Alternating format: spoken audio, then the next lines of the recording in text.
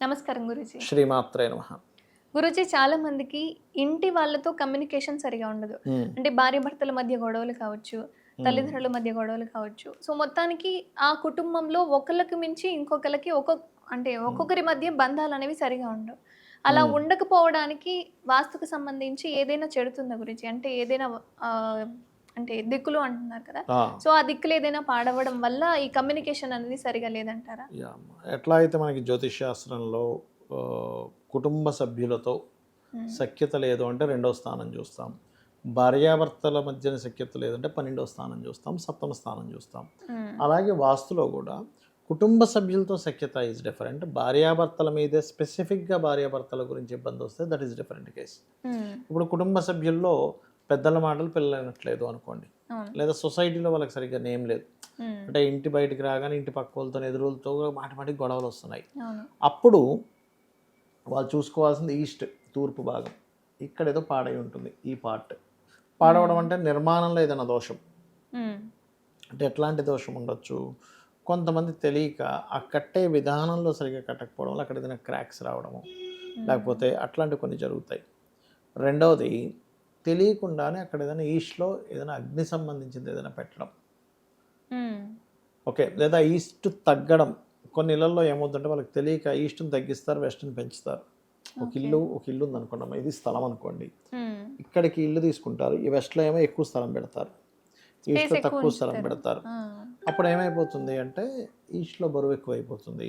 So, హ్మ్. దానివల్ల గూడా వాళ్ళకి బెస్ట్ ఇంట్లో ఉండే తగ్గుతుంది. వాళ్ళకి కమ్యూనికేషన్స్ సరిగ్గా ఉండవు. హుహు. అది మెయిన్ కారణం. కానీ ఇంట్లో అందరితో బానే ఉంటుంది గానీ భార్యతో భర్తకి, భర్తతో భార్యకి బాలేదంటే అప్పుడు ఈస్ట్ కాదు చూడాల్సిన. దీంతో పాటు సౌత్ వెస్ట్ కూడా చూసుకోవాలి. హుహు. ఓకే. ఓకే. అలా కాకుండా ఇప్పుడు ఇంట్లో కమ్యూనికేషన్స్ ఒక పర్టిక్యులర్ అంశం మీదే దెబ్బొస్తుందనుకోండి. హ్మ్. అప్పుడు 16 డైరెక్షన్స్‌లో ఏది బాలేదో చూసుకోవాలి. అంటే ఉదాహరణకి ఇంట్లో అందరికీ మనీ వల్లే ఇబ్బందొస్తుంది అనుకోండి. హ్మ్. అప్పుడు ఈస్ట్‌తో పాటు సౌత్ ఈస్ట్ చెక్ చేసుకోవాలి, నార్త్ చెక్ చేసుకోవాలి, వెస్ట్ కూడా చెక్ చేసుకోవాలి. ఓకే. ఉట్టి, ఉట్టి మనీయే ఇంకా ఓన్లీ డబ్బు మనీ విషయంలోనే ప్రొడ్యూస్ అయ్యే విషయంలోనే అంటే కలహాలొస్తున్నాయి. ఉదాహరణకి చూడండి ఒక్కోసారి ఇంట్లో పెద్ద ఫ్యామిలీ ఉంటుంది. హ్మ్. ఆ పెద్ద ఫ్యామిలీలో ఒక ముగ్గురు, నలుగురు సంపాదించే వాళ్ళుంటే వాళ్ళందరికీ జాబ్స్ పోయి ఇంట్లో ఖాళీగా ఉండి ఈయన ఒకాయనే సంపాదిస్తున్నాడు సంథింగ్ కొంతకాలం వరకు ఆ! అట్లా జరిగింది. అప్పుడు ఫైనాన్స్ వల్ల గొడవలొస్తాయి. అవును. మీరేమి అంటే నేనే చేస్తున్నాను. నేనే ఇంట్లో చేస్తున్నాను, మీరేం హెల్ప్ మీరేమి చేయట్లేదు హెల్ప్ అని. చేయట్లేదు అనేటువంటి భావనతో ఉంటూ ఉంటుంది. హ్మ్. సో, అటువంటివి కలుగుతూ ఉంటాయి. అలా ఏంటంటే ఈ అక్కడ వచ్చినటువంటి సమస్య ఏమిటనేది మనం ఐడెంటిఫై చేయాలి ఫస్ట్.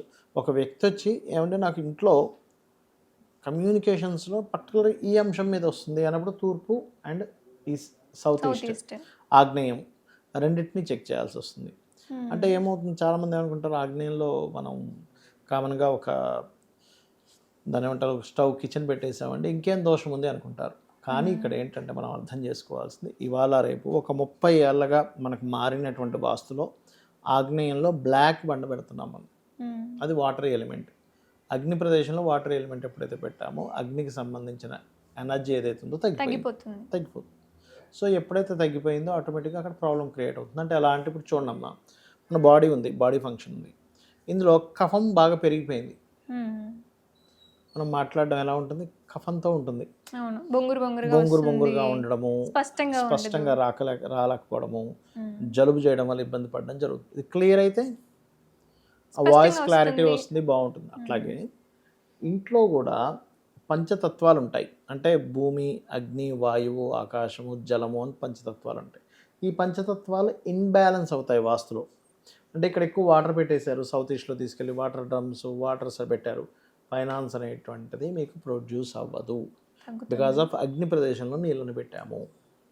హుహు. అట్లాగే ఈ తూర్పు అంటే ఇంటి కమ్యూనికేషన్స్‌లో ఏ దిశ అయితే పాడవుతుందో దానివల్ల ఇంటి కమ్యూనికేషన్స్ దెబ్బతింటాయి. అంటే అలాగా సౌత్ వెస్ట్ తగ్గిందనుకోండి. ఇంటి కమ్యూనికేషన్ ఎక్కువ ఖర్చులు అవుతున్నాయని గొడవలవుతూ ఉంటాయి.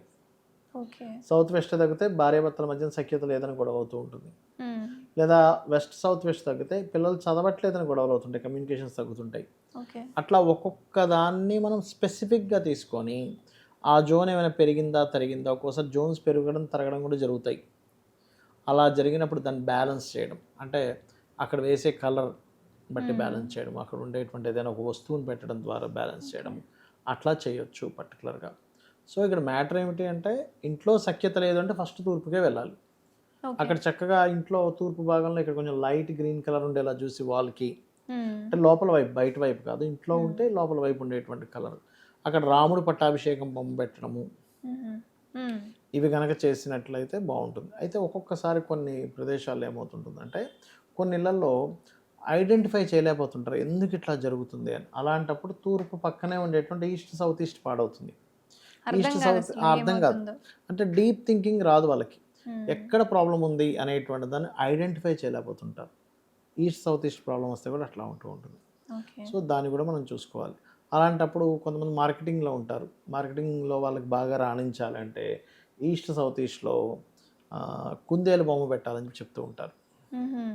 అట్లా ఒక్కొక్క బొమ్మని పెట్టడం కానీ లేకపోతే కలర్ వేయడం వల్ల కూడా మనం వాస్తుని సెట్ చేసుకోవచ్చు. వాస్తు అంటే ఎంతసేపు కూలగొట్టేసేయడమే అనుకుంటారు, అసలు అలా ఇల్లు మొత్తం కూలగొట్టడం అది కాదు వాస్తు నిజంగా అంటే. గురూజీ, అంటే వాళ్ళ కన్స్ట్రక్షన్ ఫస్ట్ ఒకలాగా చేసుకుంటారు, ఇంకా వాళ్ళ కుటుంబంలో సరిగా లేకపోవడం వలనో లేదా గొడవలు వస్తున్నాయనో సింపుల్ అమ్మా. ఎక్కడికక్కడ కూల్ చేసి. ఇప్పుడు సింపుల్గా మన బాడీ మన శరీరాన్ని వాస్తుతో అనువదించుకోవాలి. మ్మ్. ఇప్పుడు మనకి ఉదాహరణకు జలుబు చేసింది, ముక్కు తీసేసుకుంటామా, జలుబు టాబ్లెట్ వేసుకుంటామా? టాబ్లెట్ వేసుకుంటాం. చేయి నొప్పి వచ్చిందని చేయి కట్ చేసుకోగా, మ్మ్. కాలు నొప్పి వచ్చిందని కాలు కట్ చేసుకోగా, ఎందుకు నొప్పి వచ్చిందో ఐడెంటిఫై చేసి పెయిన్ కిల్లర్ వేసుకోవడము, కొంచెం మసాజ్ చేసుకోవడము చేస్తాం. అట్లాగే ఇల్లు కూడా కంపల్సరీ కూలగొట్టమని ఎక్కడా చెప్పలేదు. కేవలం ఈశాన్యం అంటే నార్త్ ఈస్ట్లో గనక మీకు తెలియకుండా టాయిలెట్స్ కడితే కంపల్సరీ తీసేయమన్నాడు. ఎందుకంటే దేవతా గృహం దగ్గర మనం వెళ్ళి అక్కడ మలమూత్ర విసర్జనలు చేస్తున్నాం. సో కంప్లీట్లీ రాంగ్, అక్కడ మాత్రం తీసేయాలి. తీసేయమన్నాడు. వేరే దగ్గర అంతా కూడా మనం దాన్ని రెమెడీ చేసుకొని సెట్ చేసుకోవచ్చు. దాన్ని కూలగొట్టేసి విరగొట్టేసి అవసరం లేదు. ఎందుకంటే చాలామంది వాస్తు పండితుని పిలవాలి అంటే ఈయన మొత్తం కూలగొట్టేయమంటాడేమో అని భయంతో కూడా చాలామంది చూపించుకోరు. అవును గురూజీ. బట్ అలా ఏమీ లేదు శాస్త్రంలో, ఇది గుర్తుపెట్టుకోండి. సో ఇలాంటి వాళ్ళకి మీరు ఒక అంటే దిశానిర్దేశం అనుకోవచ్చు గురూజీ. అంటే చాలా మంది కట్టుకున్న ఇళ్ళను కూల్పేస్తూ ఉంటారు, అవునమ్మా. ఉన్నట్టుండి అవి వాస్తు సరిగా లేదు అని చెప్పి. అవునయ్యా. చాలా చక్కటి అంశాలను ఈరోజు మా ప్రేక్షకులతో పంచుకున్నారు గురూజీ. ధన్యవాదాలు. శ్రీమాత్రే నమః.